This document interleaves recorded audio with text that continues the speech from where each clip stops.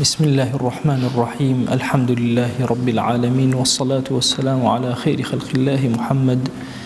وعلى آله وأصحابه الكرام وتابعيهم بإحسان إلى يوم الدين. برزان وخشوستانم كتابي نيابي أذكار إمام النووي يكيك لكتاب زور نيابا كان كأمل خزمتها أبين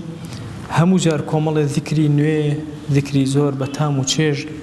ور أجرين وتطبيقيانا كان لجيان مانا أميد مكابنا تشرأك الروشني إيرمانو بنا شفاعة كاري الرجي محشر من أمرو إمام النووي لكتابي نخوشي ومردنا موضوعك وباسك بو إم أكات أفهمو أجر كسي يكيكي لي مرد برأيكي مرد باوكي مرد كسيكي دوسيكي مرد أفرمت شيبكا أفرمت للصحيح مسلمة هاتولا أم السلامة ورزا ورحمة خوالي بين فرمتي جوم لبو بيغمبري خواه صلى الله عليه وآله وسلم أي فرمو ما من عبد تصيبه مصيبة هر عبد مصيبتك رويتيه كرت فيقول أقروتي إنا لله وإنا إليه راجعون استرجاعك أم كلمة ودوتي إنا لله وإنا إليه راجعون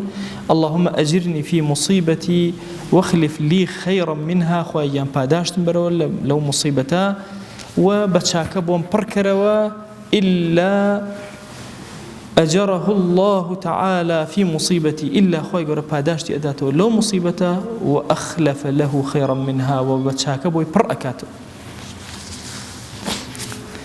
أم دعائك زور قوري إنا لله وإنا إليه راجعون اللهم أجرني في مصيبتي واخلف لي خيرا منها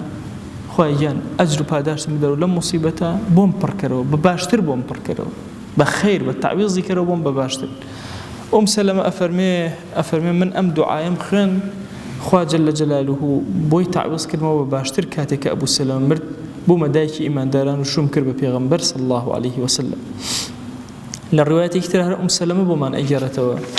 أفرمي خوشويست فرموي هركز مصيبتي رويتي بكا وبلي إنا لله وإنا إليه راجعون اللهم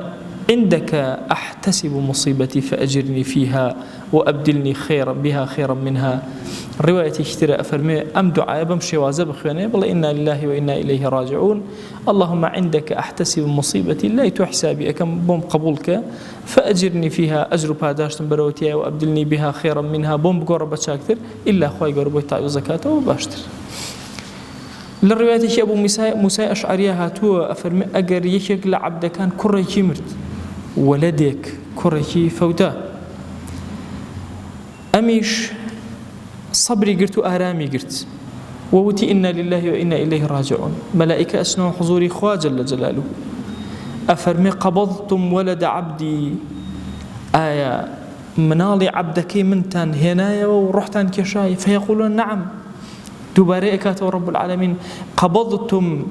ثمرة فؤاده بربومي ضلي أوتان كشتو هناتان سروا رحتان كشاو هناتان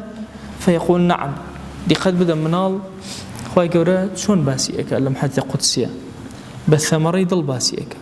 كأنما بربومي ضلي أم باوكي باوك زور سوزيكي تايبتي يبو منال أقر چي ناتواني داري بري رام زور تايبت أي باشا أم باوك تشيكر رب العالمين برسيار أكا فماذا قال عبدي تشيوت ألين حميدك واسترجعك وتي الحمد لله إنا لله وإنا إليه راجعون رب العالمين أفرمي ابنوا لي عبدي بيتا في الجنة لنو بهشتا مالكي بدروسكن وسموه بيت الحمد ناوشي لبنان أما بيت حمد أما مالي سباس گزارية ما دام عبد سباس گزاري قرتو أما شوينيتي فرما يشتكي كتير هل معنى أوانا أفرمي خواء جل جلاله أفرمي كاتب ملائكة أرونو أفرمي ضلي عبدكم تان هنا ثمري ضلي عبدكم تان هنا ألين بالي أفرمي ما لعبد المؤمن عندي إذا قبضت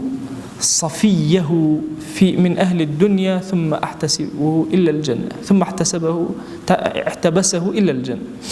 أفرمي هجيك لعبدكان نية هجيك لعبدكان نية أجر بيتو صفية اشتباك جوانك بارزرا وهالبجرا وكي ظلم لدنيا لسندو إثر برايتي باوكيتي بريتي منالتي رفيقي خوشي هر كسي هي أمام لسندو أوش لا مني حساب كرت وتی لای خوا ئەمەوێ ئینا لله وئینا ئیلەیه ڕاجعون وت ئیلا پاداشتەکە بریتێ لە بەهەشت پاداشتی تر نییە بەرامبەر ئەم کەسە ئیلا بەهەشت نەبێ و خاوەنی بەیتی حەمد ئینا لله وئینا ئیلەیه ڕاجعون معناکەی لامەکە لامی تەملیکە یعنی ئێمە مڵکی خوین ئینا لله وئینا ئیلەیه ڕاجعون گەڕانەوەشمان تەنها بۆ لای خوای یعنی ئەمەی کە لە دەستماندا هەر مڵکی خوا بۆ ڕۆشتەوە بۆ لای ئێمەش مڵکی خوان ئەچینەوە بۆ لای مادام هەموو شتەکان مڵکی ئەو ئەچێتەوە لای ئەو ئەم کەلیمەیە زۆر گەورەی ئینسان لە ماناکەی تێ بفکرێ زۆر دڵی یەکلا ئەبێتەوە کاتێک کە ئێڵێ زۆر هەز بە چێژەکات هەز بە ئارامی ئەکات ئەگەر پێ دووترا هاوڵەکەت مردووە ڕەفیقەکە چی ئەڵێی حەدیثێک هاتووە پێغەمبەریان صلی الله عليه و آله وسلم فەرمێ مردن جێگەی ترسە ئەگەر کەسێک پێی وترا براکەی مرد با بڵێ ئینا لله وئینا ئیلەیه ڕاجعون وئینا ئیلی ڕەبینا لەمونقەلیبون ئێمەش بۆ لای ئەو ئەگەڕێنەوە اللهم اكتبه عندك في المحسنين خوای لەناو محسنین ئەم برایم حسابکە ئەم دۆستم ئەم ڕەفیقم ئەم هاوڵەم وجعل كتابه في عليين كتابكشي لعليين دابني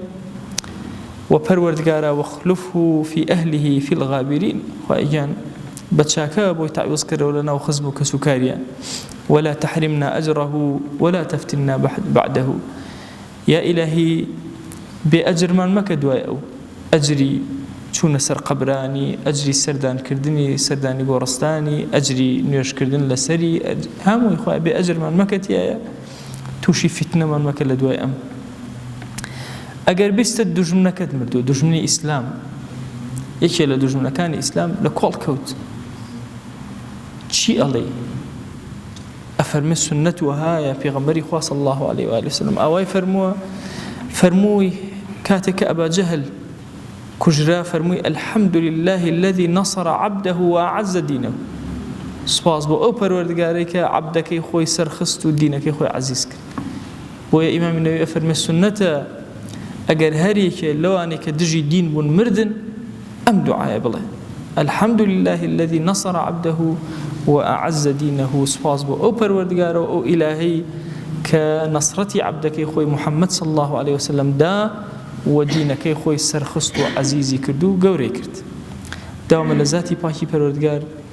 ئەم فەرمودانەی پێغەمبەر صلی الله عليه وسلم بێتە چرایەکی ڕۆشن بۆ دڵمان بۆ ژیانمان بۆ ناو گۆڕەکانمان بنە ئەنیس و هاوڵی ناو گۆڕەکانمان